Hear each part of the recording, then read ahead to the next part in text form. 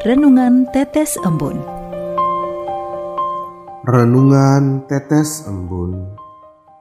Hari Rabu, 12 Februari 2025. Digunakan untuk apa nafasku?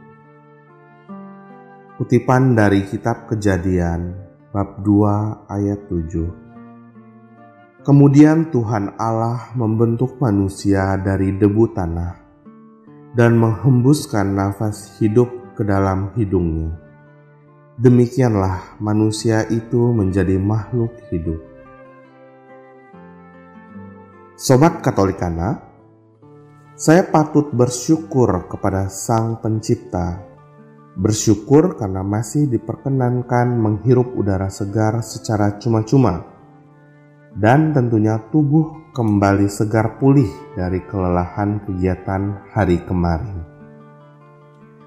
Teringat waktu ngobrol-ngobrol ringan dengan teman sekantor sambil menikmati sarapan pagi dalam acara gathering yang diadakan oleh perusahaan di daerah pegunungan. Hampir sebagian besar terlihat orang yang berbicara atau sengaja menghembuskan nafas dari mulut keluar dalam bentuk uap. Momen yang hanya dapat dilihat dan dinikmati dalam udara yang sangat dingin, atau mungkin karena diselimuti kabut pagi.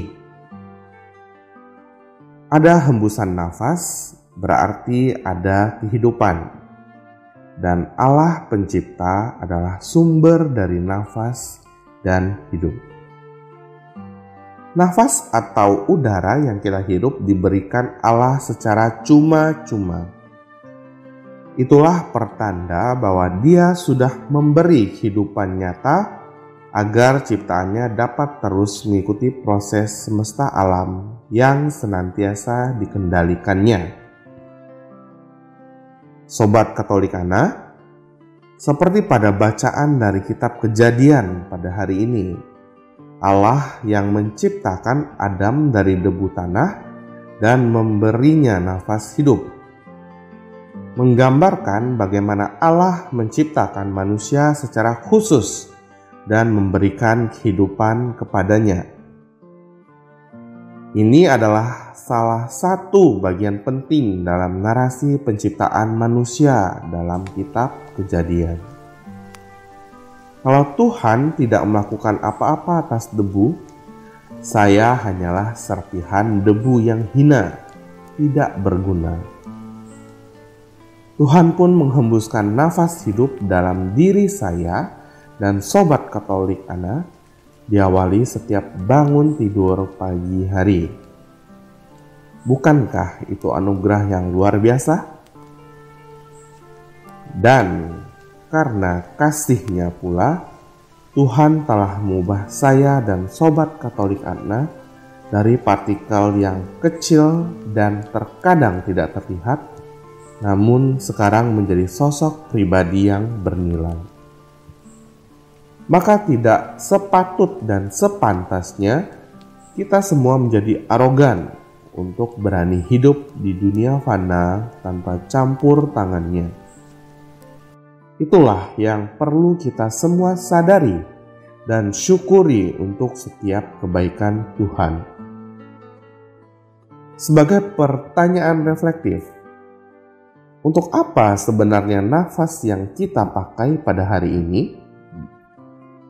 Mungkin nafas hanya menghasilkan suara ngos-ngosan atau terengah-engah waktu berjalan ke lantai 3 suatu gedung, atau sehabis pulang kerja berlari-lari masuk ke stasiun kereta, atau kelelahan setelah olahraga keras.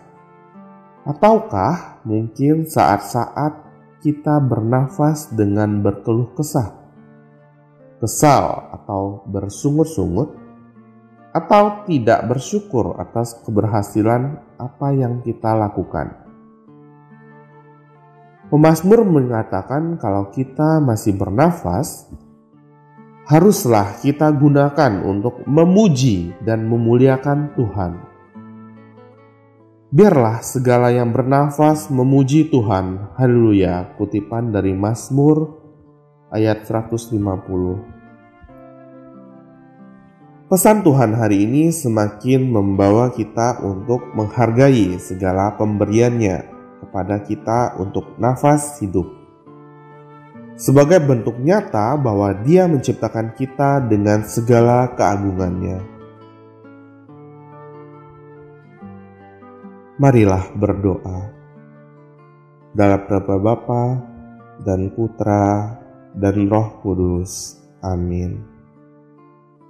Ya Allah Bapa, kami bersyukur dan berterima kasih atas setiap nafas kehidupan yang telah Engkau berikan. Curahkanlah Roh Kudus agar kami mau dan mampu menguasai pikiran, perkataan, perbuatan hanya untuk memuji dan memuliakan nama-Mu, serta mewartakan ajaran kasih-Mu yang akan menjadi berkat bagi sesama kami. Amin. Dalam nama Bapa dan Putra dan Roh Kudus. Amin.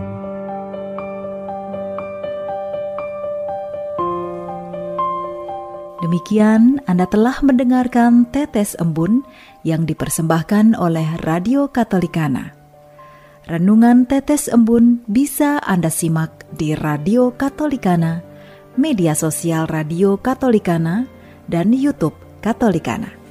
Terima kasih dan sampai jumpa.